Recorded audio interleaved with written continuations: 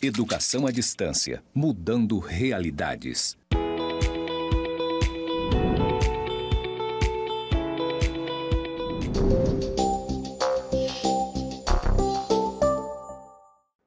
Olá, eu sou a professora Denise Tontiucci e essa é a disciplina de Economia e Mercado. Nas aulas de hoje nós vamos falar sobre como a economia funciona. Eu estou aqui no estúdio do IFRO, no campus Porto Velho, Zona Norte. Atrás de mim tem uma tela branca com alguns pontos conectados e agora eu vou fazer minha audiodescrição. Eu sou uma mulher branca, alta e estou usando uma roupa social clara. Vamos para a aula?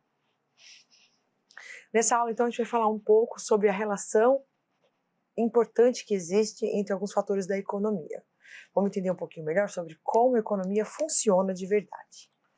A gente vai ver aqui que o conteúdo de hoje são os 10 princípios da economia. Os princípios que nós vamos abordar na aula de hoje é o princípio número 8, 9 e o 10. O princípio número 8 fala sobre o padrão de vida de um país e a gente vai explicar que ele depende da sua capacidade de produzir bens e serviços. O princípio número 9 fala sobre os preços e como ele se comporta quando o governo emite muita moeda. Por fim, no princípio 10, a gente vai falar sobre o trade-off de curto prazo que a sociedade enfrenta entre inflação e desemprego. O objetivo aqui é relacionar produção, inflação e desemprego para interpretar como funcionamento da economia. Todo esse conteúdo faz parte dos 10 princípios da economia do professor Gregory Mankiw, que é o professor de economia de Harvard, que organizou aí no seu manual de introdução à economia alguns princípios que vão ser produzidos em diferentes momentos do tempo, alguns muito mais antigos, outros muito mais contemporâneos, mas que ele organizou em 3 grandes grupos, sobre como as pessoas tomam decisões, que nós vimos na aula 3, como as pessoas interagem na economia, vimos na aula 4, e agora na aula 5 a gente vai falar sobre como a economia funciona, com esses princípios que vamos abordar aqui agora.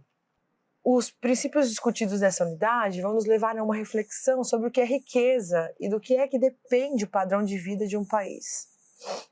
Vamos entender também como o governo pode causar inflação e como isso é ruim para a população. Por fim, vamos analisar as relações que existem entre o desemprego e a inflação. Começamos com o princípio número 8, o padrão de vida de um país depende da sua capacidade de produzir bens e serviços. Adam Smith criou essa grande revelação para a gente sobre o que é realmente riqueza na economia, modificou os rumos da economia mundial mesmo, de como a gente pensar. É muito interessante, se a gente lê os clássicos, assim, a gente vê Hume, que é um filósofo que faz um pensamento muito mais clássico, ele fala sobre riquezas, são bem um conceito mercantilista, de pedras preciosas, minerais, ouro, prata. E essa ideia de que a riqueza estava num lugar e você podia ir lá e buscar. A gente ainda vê isso hoje em dia. Hoje em dia a riqueza, nesse sentido, construída como um patrimônio mineral, natural, a gente vê muito como óleo, petróleo. O país que produz petróleo sendo invadido por uma grande nação, no sentido de que eu vou invadir aquele país e eu vou lá pegar essa riqueza. Isso ainda existe, não é uma coisa que perdeu totalmente seu conceito. Só que a gente também entende uma forma mais sofisticada de produção de riqueza, que é isso que estuda o Adam Smith. A produção da riqueza pela organização da economia, organização dos fatores produtivos, para que a gente tenha um bom ambiente de negócios, para que as empresas e as pessoas produzam bens e serviços. Isso que a gente vai ver, que a compreensão da riqueza econômica para Adam Smith tem a ver com a indagação sobre qual a causa da riqueza das nações, e ele fala que a riqueza econômica, como a produção de bens e serviços, é o que inicia o período econômico contemporâneo, a economia contemporânea que a gente estuda hoje. Até então, as escolas mercantilistas, por exemplo, entendiam riqueza como pedras, metais preciosos. No mundo onde o dinheiro, que é o papel moeda, substitui as moedas de ouro, o que é riqueza? Eu digo isso porque o dinheiro, o papel que a gente tem, notas de R$1, nada mais é do que um papel que o Banco Central imprime. Aquilo ali não tem valor por si só. O único valor daquilo é o que aquele dinheiro é capaz de comprar. Né? Eu faço para você a pergunta, o que você faria se você ganhasse R$10.000 hoje? A resposta normalmente para essa pergunta é consumir. Vou consumir bens, vou consumir serviços. E isso mostra para a gente que a riqueza, se ela fosse dinheiro, a gente não precisava consumir nada. O país podia simplesmente imprimir um monte de dinheiro e distribuir para toda a população. O governo tem a máquina de imprimir dinheiro, tem o papel, tem a tinta. Por que ele não imprime dinheiro à vontade? Porque dinheiro não é algo desejado pelas pessoas. Eu vou repetir essa frase, porque essa frase ela parece ser chocante, parece que eu estou, sei lá, falando uma coisa que não é economia, mas é economia. Vou falar de novo, tá? Porque dinheiro não é algo desejado pelas pessoas. Tô falando pessoa, quer dizer você não quer dinheiro, você não gosta de dinheiro. O que a gente gosta é uma coisa que o dinheiro proporciona, que é consumir. Mas o dinheiro nem sempre proporciona consumir. Só que o que a gente quer sempre é consumir. E produtividade é muito mais difícil do que produzir dinheiro. A gente vê isso, que a gente só consegue consumir o que a gente produz. E o Brasil tem uma dificuldade muito grande de aumentar a sua produtividade. Você vê, a gente está aqui num gráfico que mostra uma realidade de quase 30 anos e como o Brasil tem dificuldade nesse período de aumentar a produtividade média do seu trabalhador. A produtividade do trabalhador em R$ 1.000 anual, no Brasil, ajustada, ainda é em torno de R$ 60.000, em valores ajustados para valores atuais de hoje. E a gente só precisa produzir mais para ter mais riqueza, que já leva a gente para entender que a produtividade do país aumenta por meio do progresso tecnológico. E isso acontece quando os trabalhadores se qualificam mais e quando as ferramentas e os métodos de trabalho evoluem. Por exemplo, com máquinas, equipamentos melhores, ou com métodos ou linha de produção fordista, ou sistema taylorista, entre outros sistemas. Moeda não é riqueza. E isso vai levar a gente para o princípio número 9. Os preços sobem quando o governo emite moeda demais. Na teoria ortodoxa, o único papel da moeda é facilitar as trocas entre as pessoas. Você, por exemplo, pode trabalhar no emprego, receber o salário e com esse salário pagar a sua moradia, pelo seu alimento, o seu transporte, entre outras coisas. Você paga o que consome com o seu trabalho. A moeda só ajuda na transação. Ela só faz quebrar o dinheiro e fazer girar troco. Cabe ao governo imprimir moeda. Dizemos que o governo tem um monopólio da emissão do papel moeda. Para o mercado funcionar bem, a moeda tem que existir na medida que existem bens e serviços. Se a produção de bens e serviços aumentar, a quantidade de moeda tem que aumentar na mesma proporção. A inflação ocorre quando o governo produz mais moedas do que é necessário, ou seja, mais moedas do que o aumento da produção de bens e serviços. O excesso de moeda é o que provoca a desvalorização do dinheiro. A inflação é a desvalorização do dinheiro. Emitir moeda demais gera inflação. Os preços sobem quando o governo emite moeda demais. Emitir moeda demais gera inflação. É a mesma coisa. São duas frases falando a mesma coisa. Inflação é um aumento geral e contínuo do nível de preços. Ela desestabiliza o planejamento das empresas e empobrece as famílias. Cabe ao governo controlar a inflação para melhorar a desigualdade social e a possibilidade de crescimento econômico. Porque a inflação, gente, ela atrapalha as estruturas sociais, porque ela é sempre pior para os mais pobres. O empresário e o governo eles conseguem escapar um pouco dos efeitos maléficos da inflação. Não muito, mas um pouco. Mas os assalariados, os rentistas, quem vive pensionista, aposentado, fica mais pobre e empobrece, então aumenta a desigualdade social. Além disso, a inflação atrapalha o crescimento no futuro, porque ela atrapalha o planejamento das empresas. Imagina, se os preços você não sabe quanto você vai pagar pelo estoque, como você vai manter a sua empresa funcionando, como você não vai para a falência, atrapalha as compras de longo prazo das famílias. E a gente chega no último princípio que a gente vai estudar hoje, princípio número 10, a sociedade enfrenta um trade-off, uma escolha de curto prazo, no momento imediato, poucos meses, poucos anos, entre inflação e desemprego. Vimos no princípio 9 que a inflação empobrece ainda mais os mais pobres e atrapalha o planejamento das empresas, comprometendo assim o crescimento econômico. Se a inflação é tão ruim, por que tantos governos adotam uma política inflacionária? Por que o Brasil tem problema de inflação sempre? Por que a inflação é um problema que vem na década de 60, 70, 80, 90, por que ela ainda é um problema? Por que países do mundo enfrentam a inflação como um problema?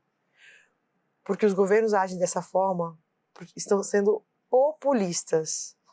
No curto prazo, a inflação reduz o desemprego. A inflação, ela é, como eu falei, o excesso de moeda na economia. Como que o governo coloca essa moeda? Pode ser por várias estratégias, contratando pessoas, contratando empresas, gastando, fazendo empréstimos, concedendo linhas de crédito, né? Quando o governo faz isso, a gente nem sempre percebe que não tem mais tantos bens e serviços novos assim para ser consumido. A gente não tem uma percepção tão imediata de que só está tendo mais dinheiro circulando. Então, muitas vezes a gente acaba acreditando que a economia está positiva, ela está fluindo, ela está crescendo. Isso faz com que as pessoas gastem mais. Mas também faz com que as pessoas contratem mais pessoas nesses gastos.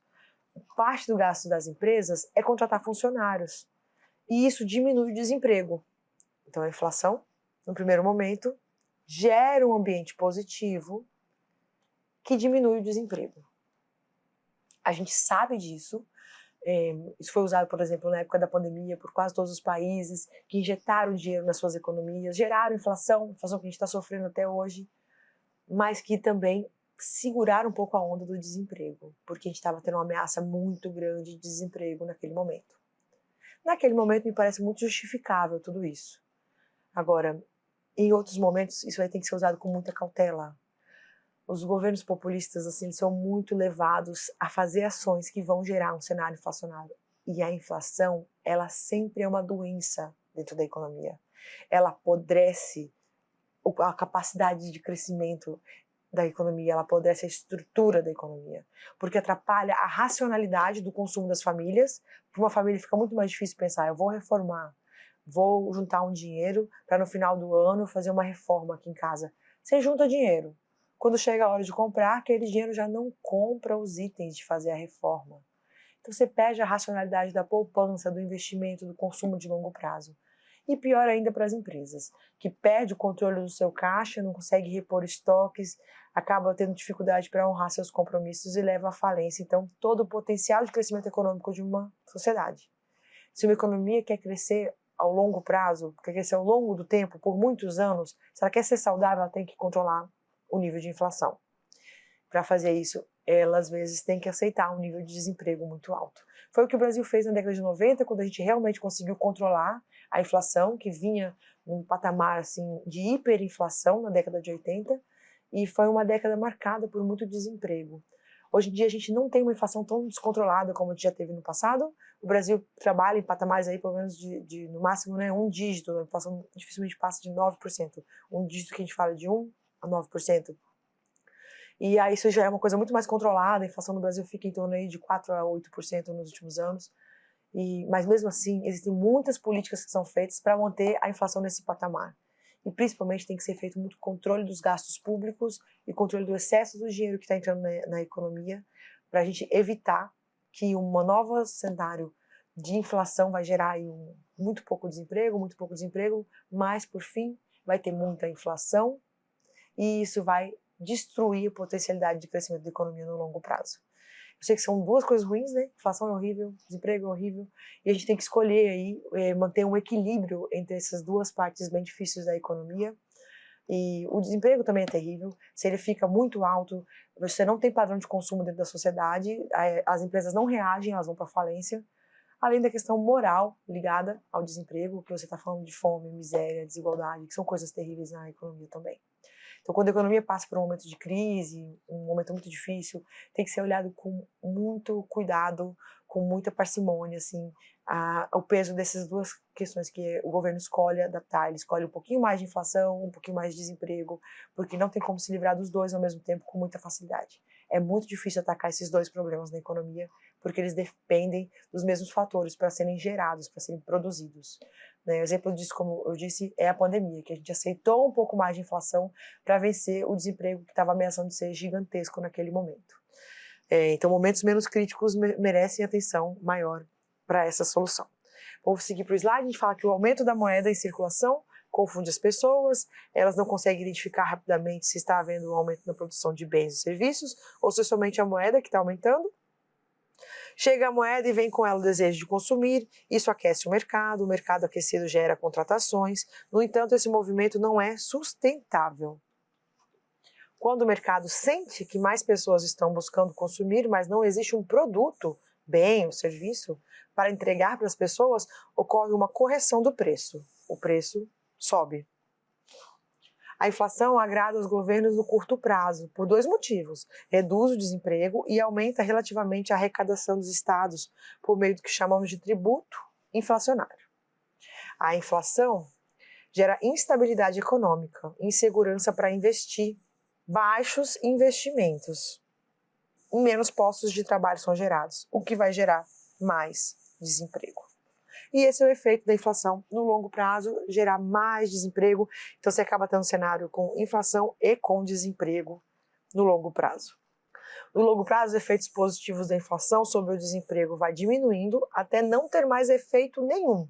Mas a inflação continua existindo, só que o desemprego começa a subir junto.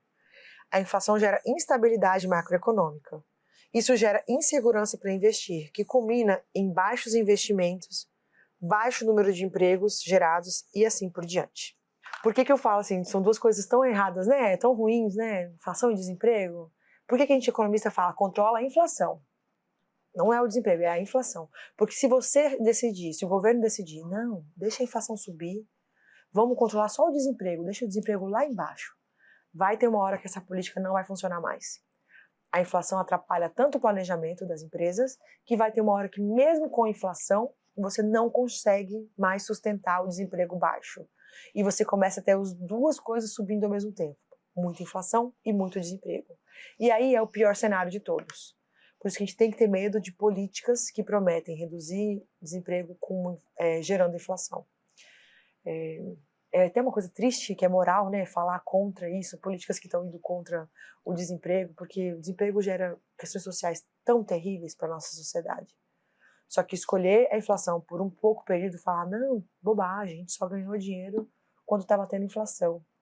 É escolher no futuro ter os dois problemas acontecendo ao mesmo tempo, inflação e desemprego. Assim a gente termina nossa aula, agradeço vocês que ficaram até aqui. A gente conclui assim a parte teórica da disciplina e na aula vocês vão falar um pouquinho mais sobre a economia do estado de Rondônia.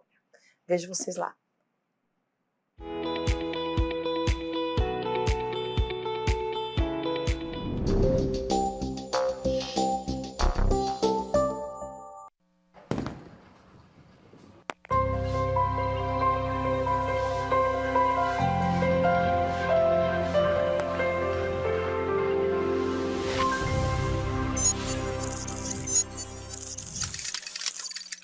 Educação à distância, mudando realidades.